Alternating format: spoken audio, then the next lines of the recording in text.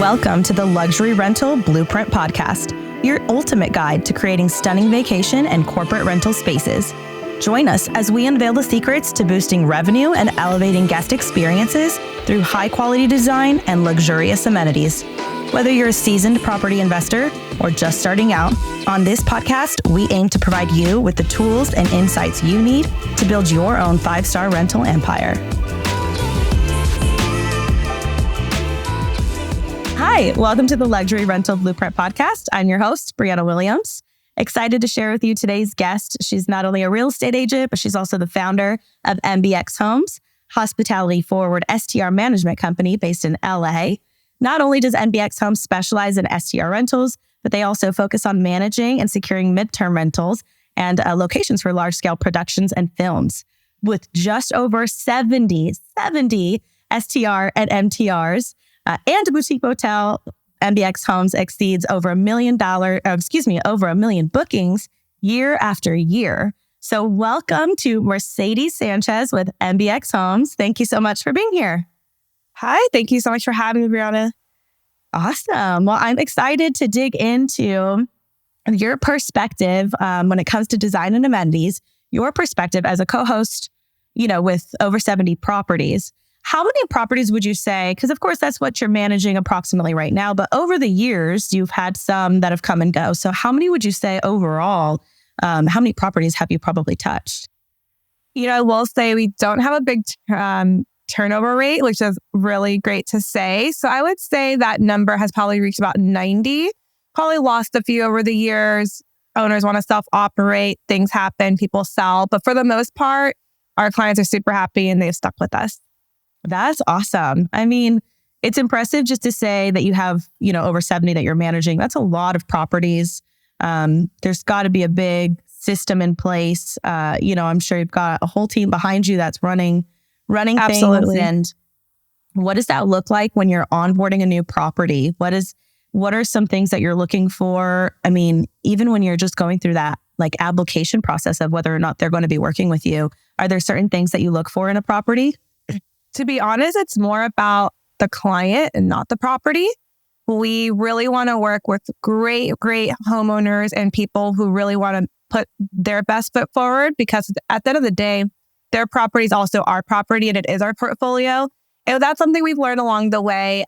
We've had mega mansions, but unfortunately, there's maintenance that needs to be done and owners who aren't willing to put the money in, or they don't want to change up the furniture. And we all know that it does take a lot of money to properly run STR. So unfortunately, those are the people that we just don't want to work with. So we would much rather take on a fabulous homeowner who wants to do, bells and whistles to their property and it's a luxury 1-bedroom condo. That's exactly the people that we want to work with. Absolutely. That makes sense. I mean, that's definitely opportunity to make the most amount of money, right? Absolutely. For you and for the homeowners. So how do you feel about maybe working out a brand for your portfolio? Is that something that you guys actively try to achieve?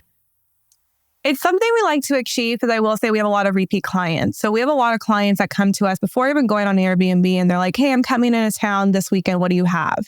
Because I think our brand, we may not have the same pillowcases in all of the properties, but what we do have, we have cleanliness. We know the maintenance is up to par. They know that they're going to get, top-notch consumables and coffee. They know that anything that happens is going to get taken care of, and they're here for the service. So I think that's kind of the brand that we're building behind us. We're co-hosts at the end of the day. So there's not too many things that we can dictate when it comes to the properties, because at the end of the day, we don't own the property. We're strictly there to manage and guide our homeowners. So we can control. That's really our service and really the maintenance of the home.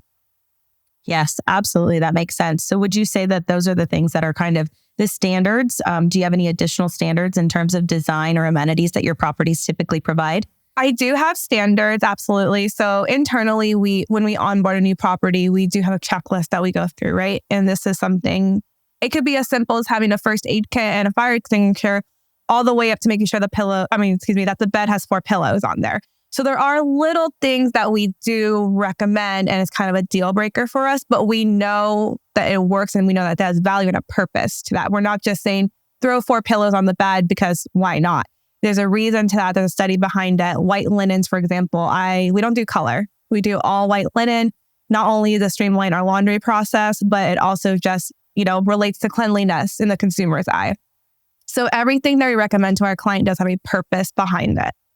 That makes sense. So let's dig into that. Let's dig into, the items that you require time and time again, like throughout all of your properties, even if it's small. I think that our listeners are going to get a lot out of it, especially if they're co-hosts that maybe just have 2, 3, or 4 properties and they're looking to expand and scale their portfolio. Now they're starting to think about these standards that they want to see in every property. I'd love to get your take on even the small things. What are things that they should be considering to really provide top-notch guest experience?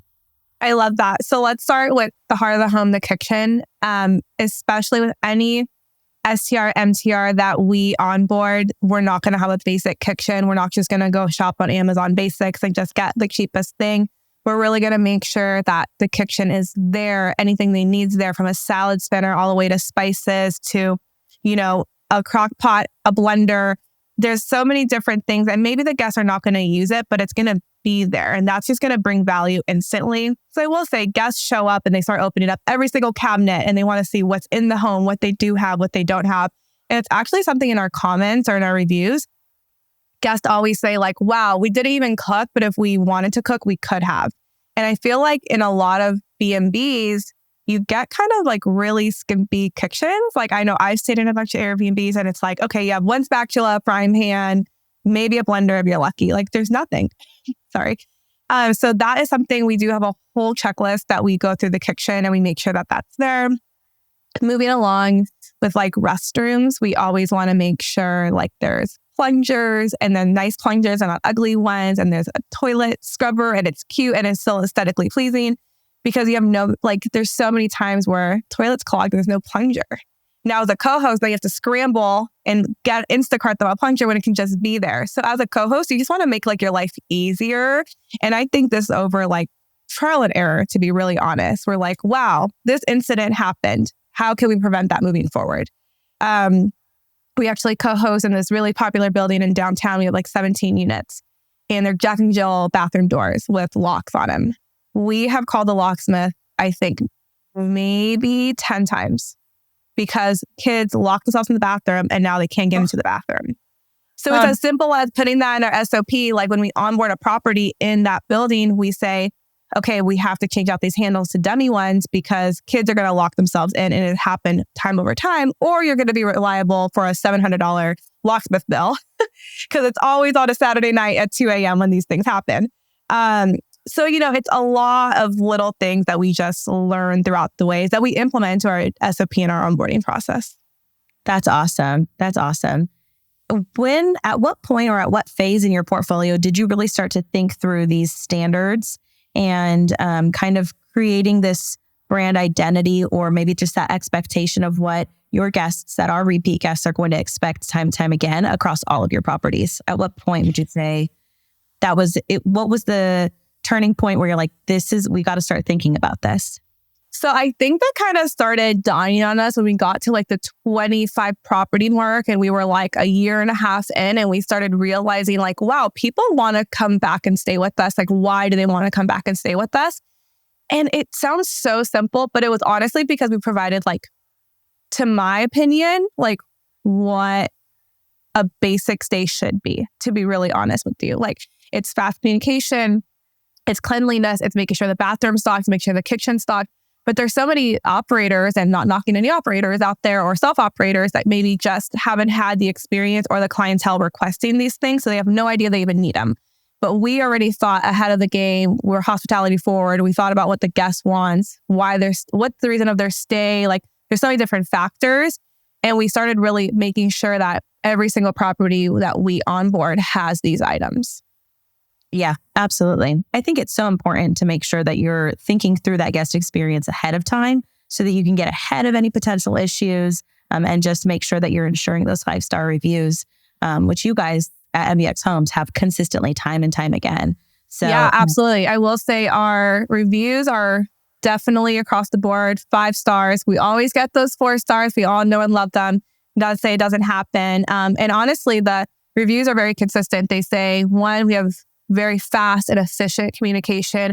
And two is the apartment, the house had everything we needed. And if we needed something, it was delivered within an hour. And that's true time and time again. Awesome.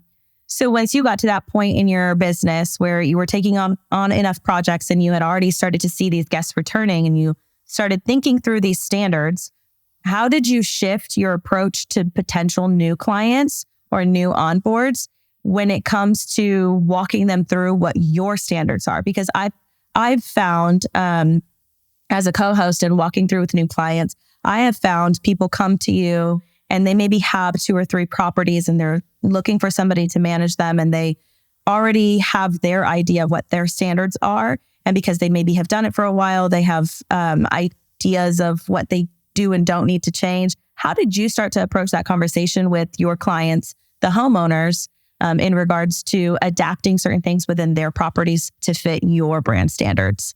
So I never made it about myself or my company. I always made it about the guest. And I will be very honest and very frank with people and just say, if this is not going to work, would you pay this amount of money? I literally put in their perspective. Like, would you pay $300 and you get this quality and you got Amazon basic pillows?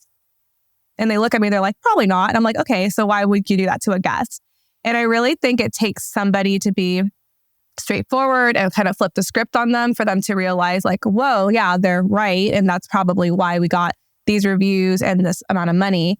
And also a lot of our takeover clients, I like to call them takeover clients, or clients who had past managers or past co-hosts. I realize that a lot of these operators are not willing to share what they think needs to be changed. And they're like, well, it's running fine. Like, let's not bother, or let's not add any more costs associated for the month. But in my opinion, our owners need to know this feedback. They need to know what's trending. They need to know what's out. They need to know what's a hazard, what they can do better. So we're very, very vocal at the end of the month or when we have our calls, and we let them know what works and doesn't work. Interesting. I like that idea. I'm thinking through this and I'm thinking, take the reviews that you've gotten throughout that month, pull out any negativities, and then, review that with your homeowner. I definitely never thought about doing it monthly, but that makes sense. So you're having your monthly meetings. Is that what you're doing with every homeowner?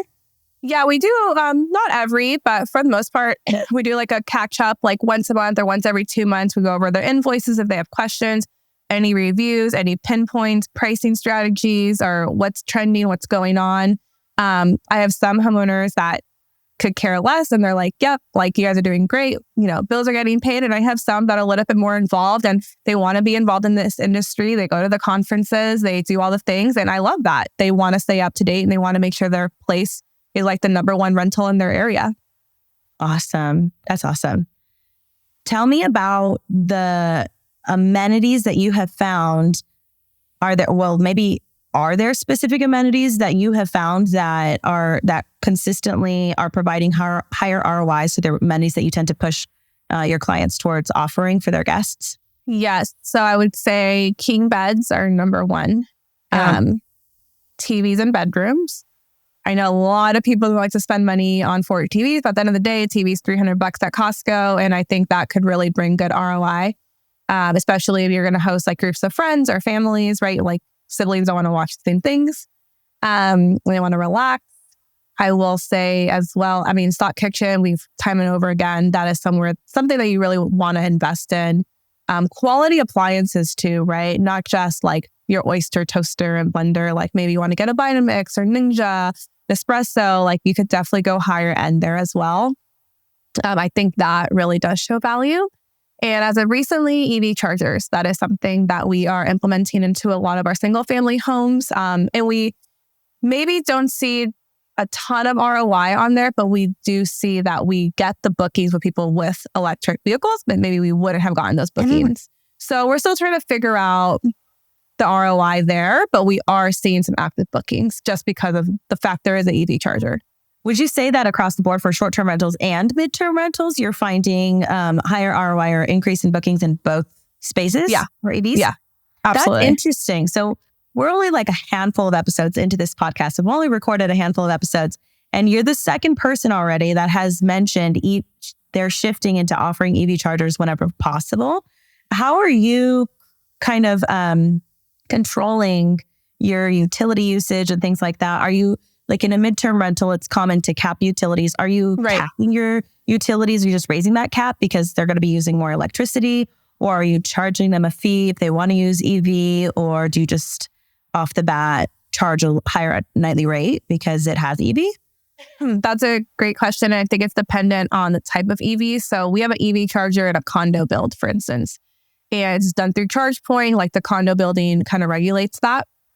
So the owner just really has to tell us, hey, they used it. Please bill them X amount of money from their usage. And we just bill it through like air cover or post stay. But they know that, right? Like it's in the listing description. We tell them at check-in, hey, you're more than welcome to use an EV charge point, but it is going to be billed to our master account. We'll bill you at the end of your stay. So that takes a little bit of communication on our part and the homeowner part, but no big deal. We've never had a problem. If it's at a single family home where it's in their garage, yes, we'll cap it. If it's a midterm, if it's a short-term rental stay, so far we kind of increased the price a little bit because we are offering EV. So we haven't really seen a huge surge in our bills. Right. Is there something on Airbnb that allows you to advertise quickly that you do have EV chargers? Have they added that yet? They do, yeah. And it actually asks you like what kind of voltage. So I know like the Tesla is different than like your standard. So yeah, it's definitely an amenity. Okay, that's awesome. So it's definitely on the rise. I mean, it makes sense. More and more people are getting electric vehicles. So especially California. Yes, yeah. Awesome. So EV chargers, that's a big one. We know the practical amenities, stocked kitchens, things of that nature. In your area in LA, are there certain amenities that you find typically generate a higher ROI outside of the ones that we've discussed so far?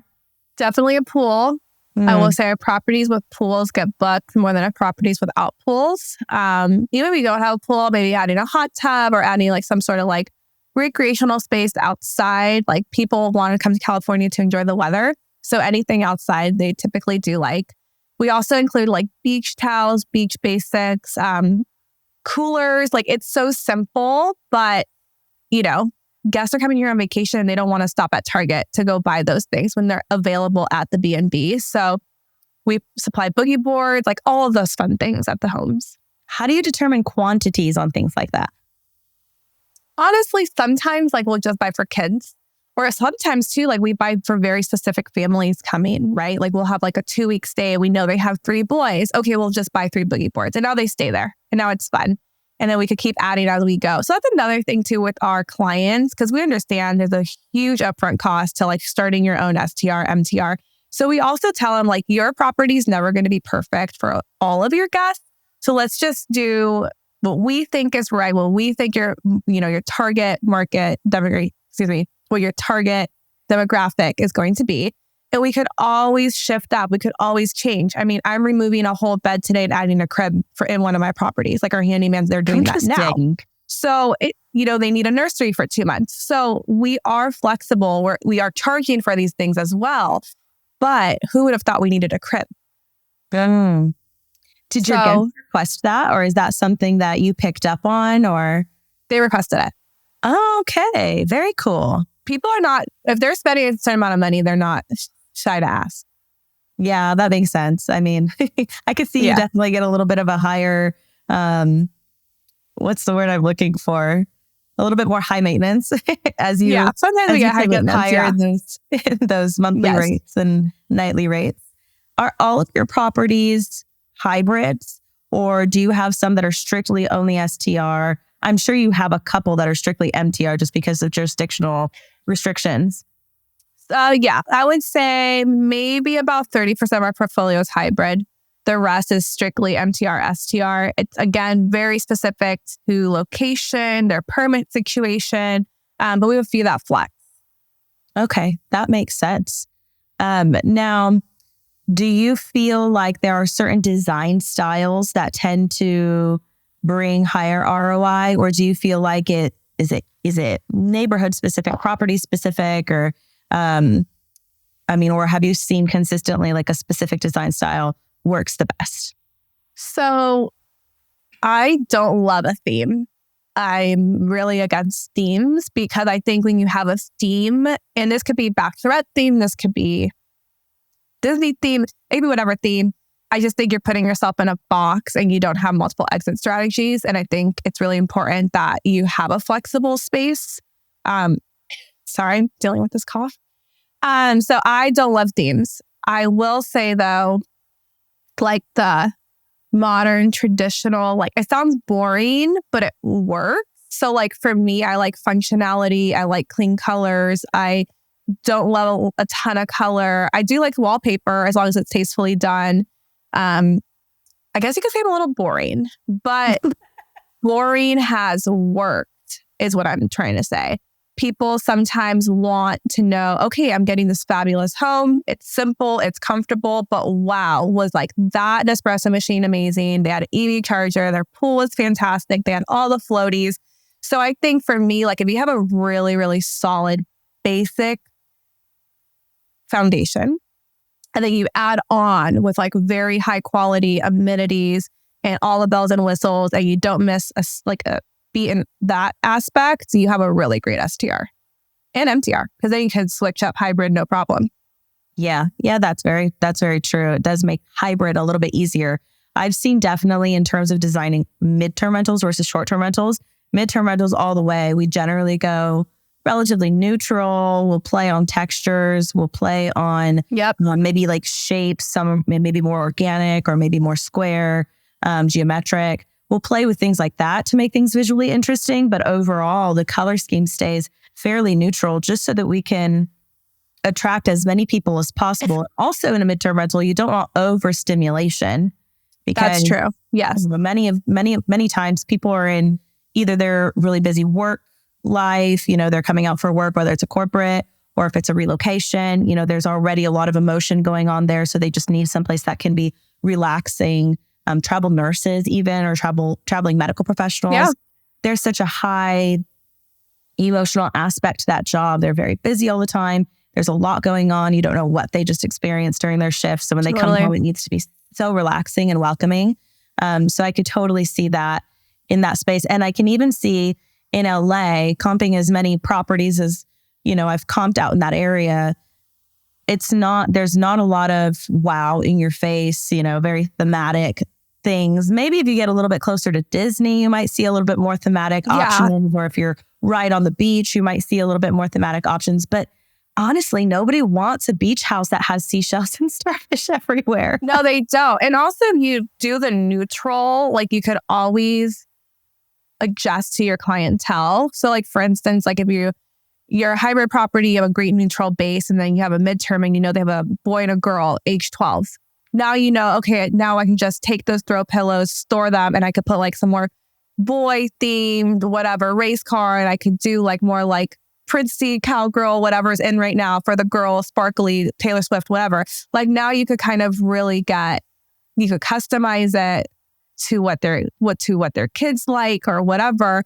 And I think that's also what makes it more special for the family that's booking. And they're going to remember you and remember their stay and then hopefully become a repeat. So we do that all the time too. That's interesting. I've never thought about taking, I love to get to know my clients or the guests that are coming in and staying at the property. Like I want to know about them. I want to know, what kind of wine do they drink, or do they drink wine? We ask them all the time. I love that. I've never thought about that though. Taking, like if it's a family, taking and being like, hey, boy, girl, how old are they? And then customizing the rooms for them. That sounds if they put kids, we'll ask them like, how old are their kids? So we kind of know. We'll do like fun snacks for them, allergies. Like we've done all the things. And, and some guests don't want to share information, and that's totally fine. So that we not all hosts do that. But some guests are like, absolutely, like, this is why we're coming. Or, we had a bunch of graduations. We'll take care of like having like their dessert plates with like their school colors and put balloons in the living room. Like we just did that for like UCLA graduation. So we'll do a bunch of those little things. I love that. Oh, now you have my brain going in so many directions. That's exciting.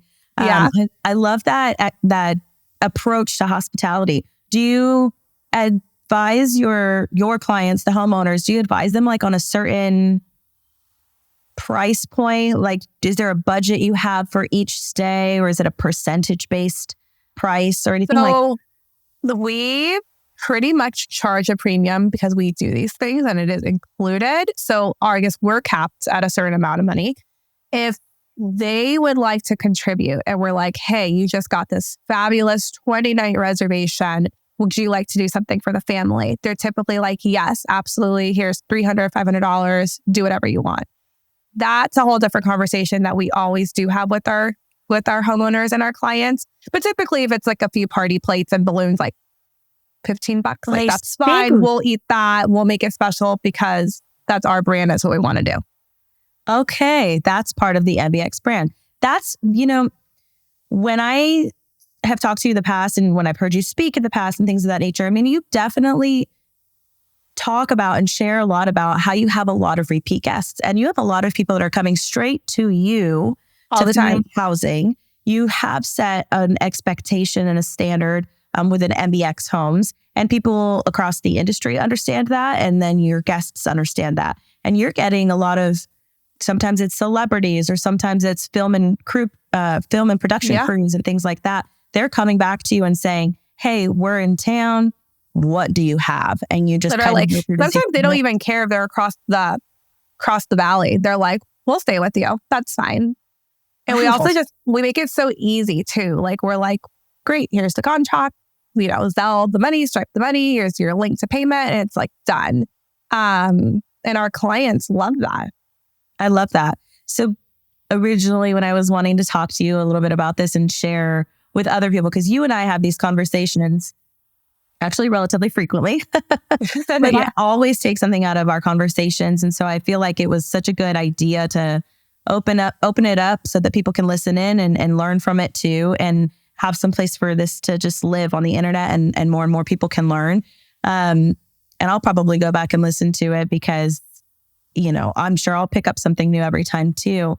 But I was thinking of the perspective of, I know that there are standards and you have SOPs and you keep things a certain way across all of your properties. And so that's where I was thinking a lot of your branding was coming from. But now that I speak to you more about this in depth, I'm really seeing it's more your approach to hospitality in general. Just it's your communication with your guests. And like you say, just being quick on the communication and then being willing to, like you say, Instacart something and get it over to them ASAP if they're missing it.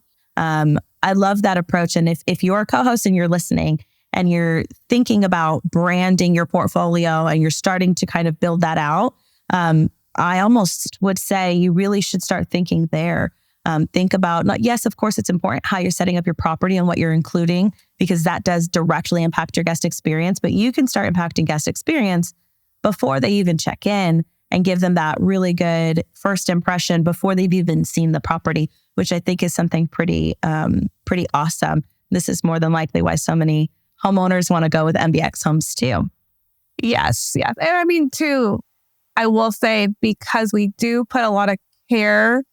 So to like the service and everything, but we also want that to be relatable to the property, right? So we will say our listings are very accurate. And that's something else we get in the comments all the time. They're like, wow, like it was spot on. It looked just like the photos, or, it had everything it said it had. It wasn't lacking anything. So that is something that we also do really take into consideration when we're onboarding and when we're going through the process too. Like once we're up and running, we have inspectors who go to the property. They have their own checklist. They have to make sure things are working. So it's also just having that level of care at the property that a lot of operators don't do. Like there's operators that don't go to their properties, that they don't have inspectors. They only rely on the cleaners. And that's fine to an extent, because a cleaner's only there to clean. They're not there to be your eyes all the time, or they can miss something. Cleaners are also human. So it's always good to have a system in place, that's going to just make sure everything is still working and accurate and super clean. Awesome. What are you doing? I mean, do you have inspections regularly on your properties to make sure that those standards are still there, that they're still being met? If you have a house that sleeps 10 guests and you stocked it with, 16 water glasses, let's just say, are you going in and you're counting them? How often would you say that you do that? It's a single family home, probably 2 to 3 times a month. Yeah, for sure. Or at least after every big reservation. Like if it's a week reservation, like that to us is big. So we will go after that reservation.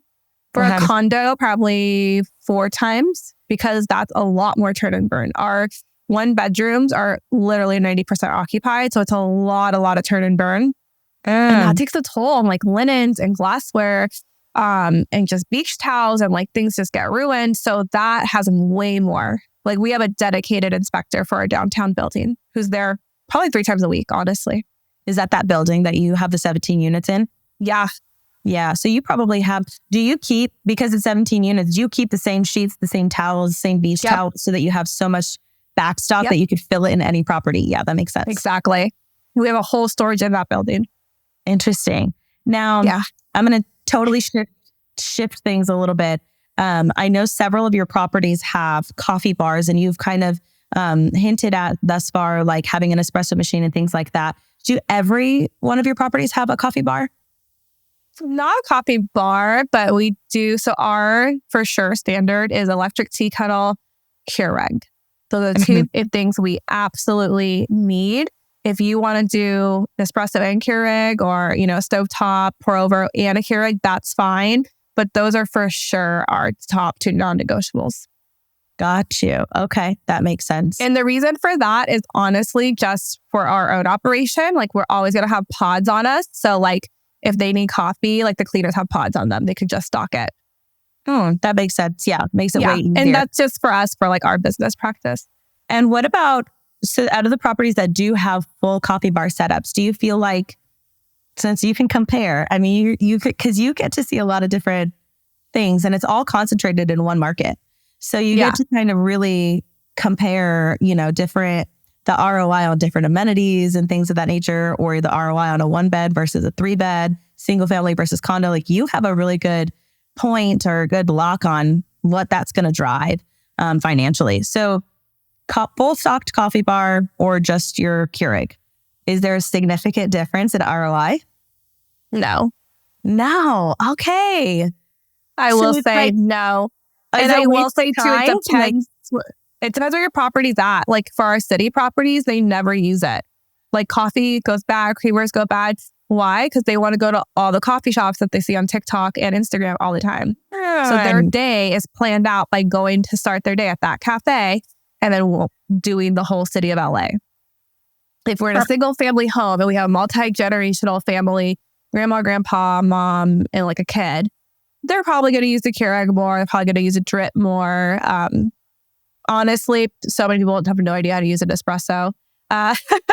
It's so funny. But I do think for like single family home, having a whole bar is not a deal breaker for us, but we definitely want to make sure we at least supply the coffee and the creamer.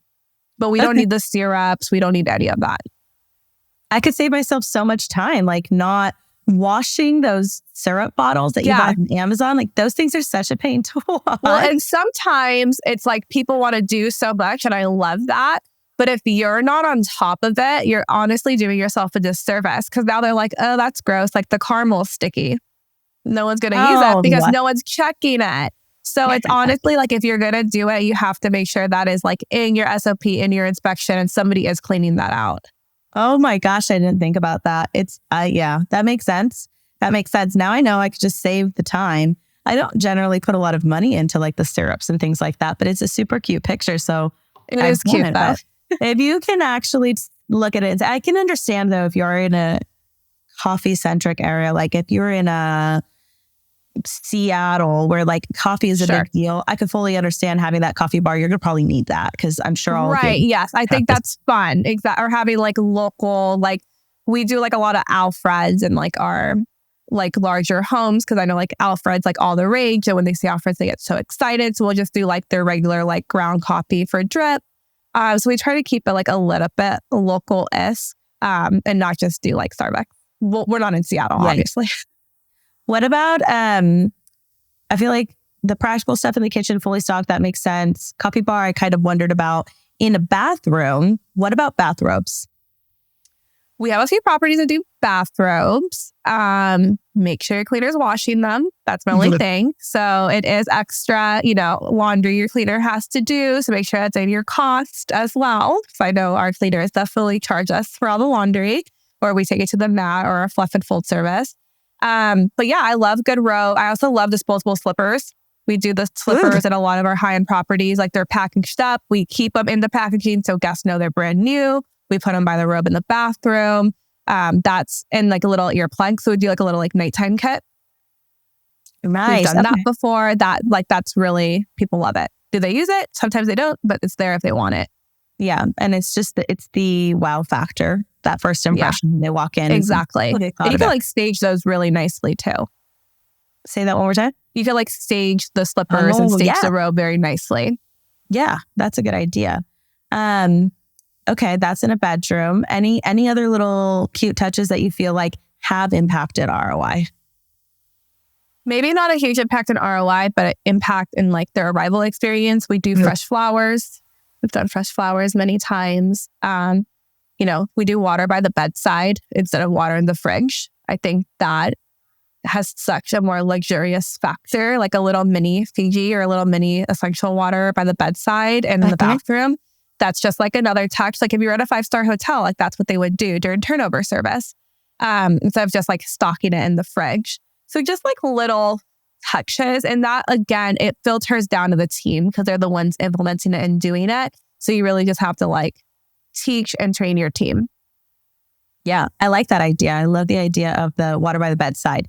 I've included water carafes in a few of the properties that I've done. And I have wondered with those properties, like sometimes when you design a property, you design it and then it launches. And outside of like just stalking their Airbnb listing and reading all the reviews, you really don't get to hear a lot about how does it go. So I have wondered how that has played out for them. Like, has it been beneficial? Did anybody even care? Did they understand that it was a water craft? Right. There's so many times we take over an existing property, and that's like my favorite part about taking over a property is like we go in there for like 1 or 2 nights and we're like literally touching everything. We're going to the cabinets, we're pulling things out. And I have found like so many amazing items that I think when the cleaner had no idea what it was, the homeowner probably forgot they put it in there and they never put it out for guests. Like, oh, wow. Like those cute play pictures that people use for like bathtubs? Yes. I found like all of these like underneath the cabinet in the sink. And I'm like, these are beautiful. Like they're clay. Like why are they not staged by the bathtub? Or like wine carafes. Like why are they not displayed on the bar? Like why is it all the way in the back by the refrigerator? Like, so It's just so funny. I honestly think the crew just has no idea what these things are. And they're like, where does it go? Because they were not taught that properly. So it gets shoved in a cabinet and nobody really ever uses it and no guest ever sees it. That makes sense. Yeah. That's interesting. What I wanted to kind of shift because you mentioned earlier the outdoor spaces, and I kind of wanted to just dig back on that for a second. Are there certain things, if you have a pool, and in Southern California, many properties do, if you have a pool, there's certain things besides the obvious like beach towels and pool floaties, are there certain things that you found really have enhanced the guest experience to have poolside? Sunscreen. Okay. Having sunscreen like right by the door or having it in the bathroom has really helped. And also like I like the little baby things, like the little seat and all of those little fun things. Simple as a skimmer. Like I know that sounds so silly, but like sometimes people forget to buy the skimmer. So like they can't clean the pool themselves. They have to wait for the pool person. So it's honestly just making sure like things are there for the guests to use. Sounds so silly, but people forget about it all the time. Yeah, that makes sense. And this is like why our onboarding is always a work in progress. Like honestly, so like when we onboard a new house, I'm like, wow, like the pool skimmer, like this just happened to us. I'm like, how did they forget the pool skimmer? How did we miss the pool skimmer? So now that is one of the items, the mandatory lists of things that a person with a pool needs. That's good.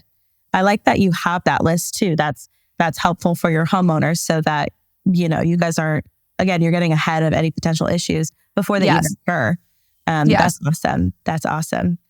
So what would you say is the biggest hurdle that you've come across when it comes to that setting that brand and setting those standards? What's the biggest hurdle that you've come across when kind of growing your portfolio? It's really, every property has its hurdle, put it that way. There's not like the same hurdle. It's more like every property is so unique. It has its own court, and so does the homeowner. And, we have our ways of running something. So it's really about making sure there's like transparency between ourselves, the homeowner, what their expectations are. We onboard properties at all different stages. We've onboarded a property with you being the designer. You just hand us the keys and it's literally perfect. It's the easiest thing in the world. And we just go in there, do our SOP and we're done. We have it when it's mid-construction and the homeowners are like to the end, like they can't even handle this anymore. And they're like, please help me. Here are the keys. Like do the shopping. And we're like, okay, now we're going to pick the pieces up.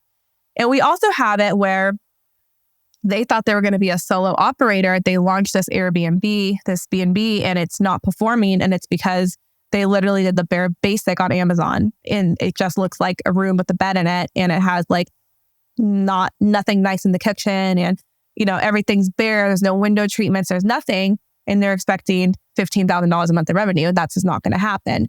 And that's when we have to have a really tough conversation and say, we know you spent all this money, but you didn't spend it usefully, right? There's no ROI here. You now need to give us another $5,000 to $10,000 and we need to enhance your property so that you can make this in the long run.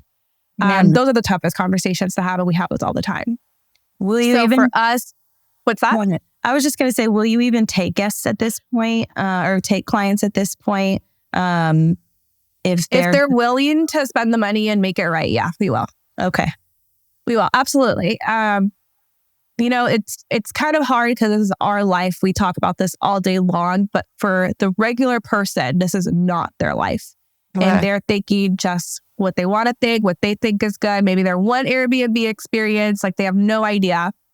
So that's why they really just need like a professional hand to like kind of guide them through and get to that process. There's so many different hurdles, but it's really just making sure that the transparency is there and they realize that like we're telling them to do something for a reason because it's going to make sense in the long run. Yes. Oh, that makes so much sense. Well, I am excited to continue to watch you grow. You just started the co-hosting Facebook group, right? Yes. So just a bunch of co-hosts there, it's hard to be a co-host sometimes because we're dealing with both guests and the homeowners. So I think our worlds are a little bit confused at times and we have to have a professional face for all parties involved. So it's really just a Facebook group to come and ask your questions and get through the situations because I'm sure we're not alone in this. And, there's somebody who can definitely help you. Awesome. Well, why don't you share with us where everybody can find you if they have any additional questions or they want to reach out? Yeah, Instagram is the best way. MBX Homes. We also have a YouTube channel and now a Facebook group. And the Facebook group is Co-hosting with Mercedes. Awesome. Well, we'll go ahead and link all of that in the show notes. And I hope that you guys have taken at least a little bit, at least a couple of nuggets, right, out of this conversation. But every time Mercedes and I have conversations and sit down and talk, I always feel like I learned something new. And she's done a really great job in a short amount of time, really building this portfolio to something pretty incredible. A lot of repeat guests, a lot of satisfied clients who don't leave. Like she said, it's very low turnover. So learning from her, I think is always a blessing, if you will. Like it's nice to be able to learn, you know what I mean? So thank you guys for listening. Thank you so much, Mercedes, for taking time out of your day just to be here with us. Awesome. All right, thank you. You guys have a great one.